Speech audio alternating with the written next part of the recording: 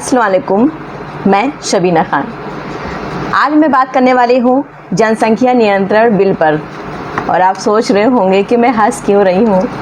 Actually क्या है ना कि हंसने वाली बात ही है, तो इसलिए थोड़ा सा हंसी आ गई।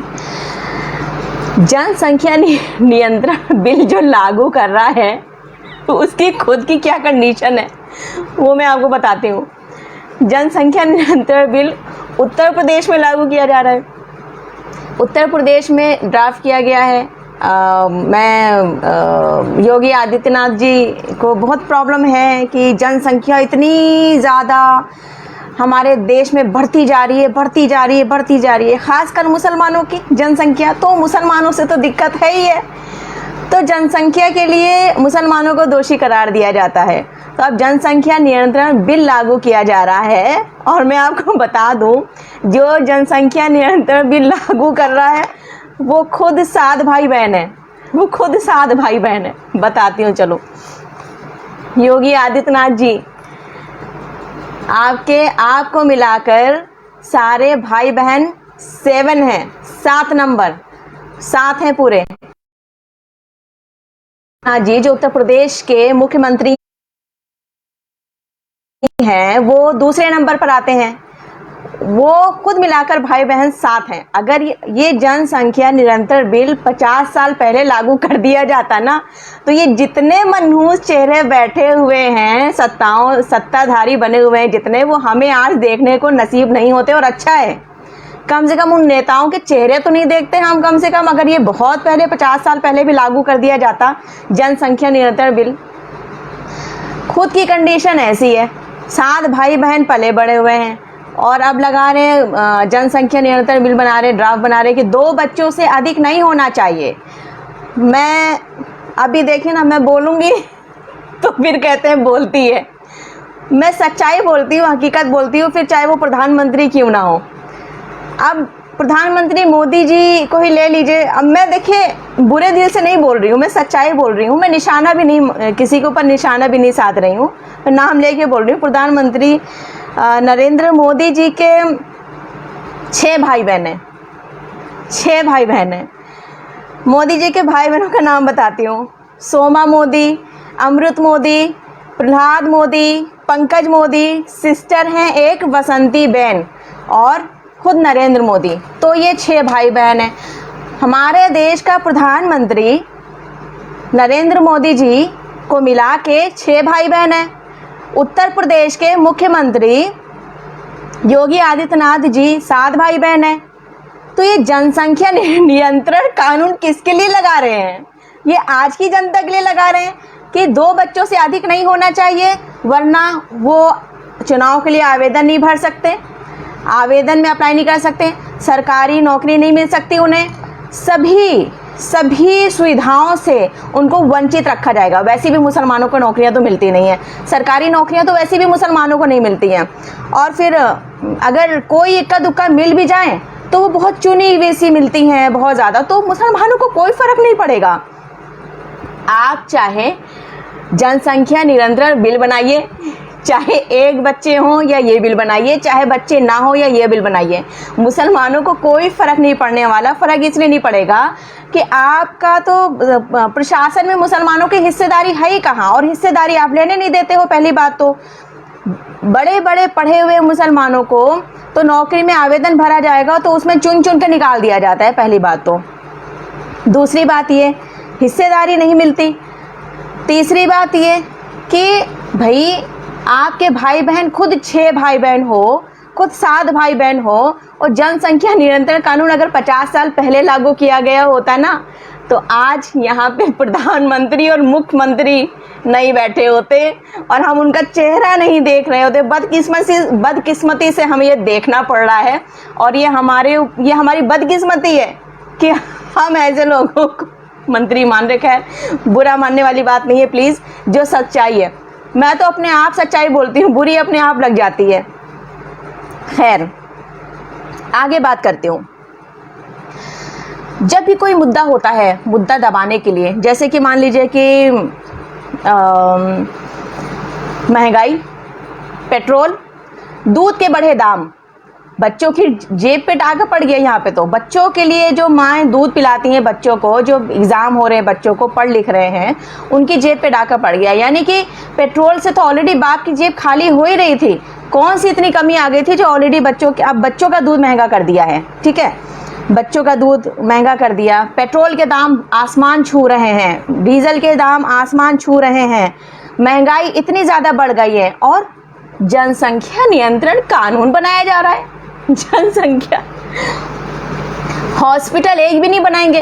कोरोना में लोग मर रहे हैं, कोरोना की तीसरी लहर आने वाली है। अरे जितनी जनसंख्या फिलहाल है उतनी जनसंख्या को तो संभाल लो। जितनी जनसंख्या फिलहाल है उस जनसंख्या को तो कम से कम हॉस्पिटल दे दो, बेड दे दो, ऑक्सीजन दे दो। तीसरी लहर आने वाली है, बच्चों के लिए उसका इंतज़ाम कर दो। दिल्ली में पानी की दिक्कतें हो रही हैं, किल्लत हो रही है, हरियाणा वालों ने पानी रोक रखा है, हरियाणा सरकार ने पानी रोक रखा है, दिल्ली में कम पानी देती, पानी दे दो। जनसंख्या तो कम हो जाएगी, वो तो बात की बात है। और जनसंख्या कानून बहुत पहले बन जाना चाहिए था, 50 साल पहले। अगर 50 साल पहले बन जाता कानून तो कसम से बोल रही हूँ आज ये मंत्री हमारे सामने नहीं होते, जितने लोग बैठे हुए हैं इनमें से कम। अच्छा, दूसरी बात, जनसंख्या कानून इसलिए बनाया जा रहा है कि सरकार अपनी नाकामियों पे पर्दा डाल सके, महंगाई पे पर्दा डाल सके। इलेक्शन आने वाला है तो कुछ ना कुछ तो मुसलमानों पे करना ही है। तो फिर चलो, अब 3 तलाक का मुद्दा ख़त्म हो गया, और हलाला का मुद्दा ख़त्म हो गया, और अब लव जिहाद का मुद्दा ख़त्म हो गया, तो कम से कम जनसंख्या का नियंत्रण यंत्र का जनसंख्या नियंत्रण बिल का मुद्दा लाएंगे कि कम से कम आपस में मुस्लिमों को बांटो, हिंदुओं को बांटो आपस में, क्योंकि इलेक्शन आने वाला है। ठीक है, तो चलिए, मुद्दा तो कोई ना कोई मुस्लिम मुद्दा तो आता ही है। जब भी कोई इलेक्शन होता है तो मुस्लिम मुद्दा तो ज़रूर आता है, ये तो कंफर्म्ड है। तीसरा मैं बताती हूँ, जनसंख्या कानून, जनसंख्या बिल ड्राफ्ट तो आपने तैयार कर लिया। क्या आपने उनके लिए सोचा है कि जो फुटपाथ पे लोग पड़े हुए हैं और वहाँ पे पड़े होके बच्चों को जन्म दे रहे हैं, जो गरीबी रेखा से भी नीचे जी रहे हैं, जो बच्चे पैदा होते ही भीख मांगना शुरू कर देते हैं, क्या उनकी शिक्षा, क्या उनके एजुकेशन, शिक्षा, उनके कैरियर के बारे में, उनके जीवन के बारे में, उनके भविष्य के बारे में सरकार क्या कदम उठा रही है? क्या सरकार के किसी एक आदमी को भी वहां पे जाके भेजा गया है कि जाओ फुटपाथ पे जितने लोग पड़े हुए हैं या जितने बच्चे रेड लाइट एरिया में भीख मांगते हैं, क्या उन बच्चों का भविष्य ये सरकार तय कर रही है या नहीं? जनसंख्या नियंत्रण बिल तो ठीक है कि उसको किसी भी सरकारी नौकरी नहीं मिलेगी, उसको चुनाव में आवेदन नहीं कर सकता, सारी सरकारी सुविधाओं से वंचित रखा जाता, ठीक है। लेकिन फुटपाथ पे पड़े जो लोग हैं उनको ना सरकारी नौकरी चाहिए, उनको ना चाहिए कोई चुनाव आवेदन के लिए, उनको चुनाव के लिए आवेदन नहीं करना है। उन लोगों को ना ही किसी दफ्तर में नौकरी चाहिए और ना ही उनको कोई बहुत अच्छी लाइफ स्टाइल चाहिए। वो सिर्फ बच्चे पैदा कर रहे हैं, और उनको जाके क्यों नहीं समझाया जाता है कि भाई जनसंख्या निरंतर किया जाए, या उनके लिए सरकार कोई कदम क्यों नहीं उठाती है? पढ़े लिखे नहीं हैं, गंवार लोग हैं, ठीक है, वो बच्चे से पैदा कर रहे हैं, उनको ये नहीं पता कि बच्चे कम पैदा करने चाहिए, जो भी है, लेकिन बच्चे पैदा करते ही भीख मांगने पे लगा देते हैं। तो उनको कुछ नहीं चाहिए, उनको तो सिर्फ पैदा होते ही भीख मांगना है। उसके लिए सरकार क्या कर रही है? भाइयों, आपने देखा होगा, आप अपने इलाके से भी निकलते होंगे, जाते होंगे, आपने देखा होगा कि थोड़ी दूर आप गए होंगे। अब मैं बता देती हूँ, यहाँ पे ओखला की बात बता देती हूँ, ओखला जामिया के पास निकलो बाहर, जामिया, एनएफसी की रेड लाइट, या आपने बहुत सारी रेड लाइट पे देखा होगा, औरतें छोटे छोटे बच्चों को अपने पेट से बांध के कपड़े में और भीख मांगती हैं। उनकी दूध की बोतल भी साथ होती है। इस गर्मी में भी आपने देखा होगा, सभी लोग देखते हैं, मैंने भी देखा है, भीख मांगती हैं, और वो उसके लिए भीख मांगती है। छोटे छोटे से बच्चों को लेके भीख मांगती है, छोटे छोटे बच्चे करतब दिखा के भीख मांगते हैं। क्या सरकार ने कभी सोचा है कि उन बच्चों के लिए कुछ करना चाहिए या नहीं करना चाहिए? एक कमेटी क्यों नहीं गठित की जाती है उन लोगों के लिए जो फुटपाथ पे रह के बच्चे पैदा कर रहे हैं, और वो बच्चे सिर्फ अपने देश को धीरे धीरे दीमक की तरह खाए चले जा रहे हैं, और इतने बच्चे पैदा करके भीख मंगवाना, ये कहाँ का न्याय है? उनके ऊपर नियंत्रण क्यों नहीं लगाया जाता है? जो बच्चे भीख मांग रहे हैं, जो बच्चे गरीब हैं, जो बच्चे स्कूल नहीं जा रहे हैं, उनके ऊपर नियंत्रण क्यों नहीं लगाया जा रहा है? ये सरकार कब करेगी? हाँ हाँ, फिर से मुझे हंसी आ रही है।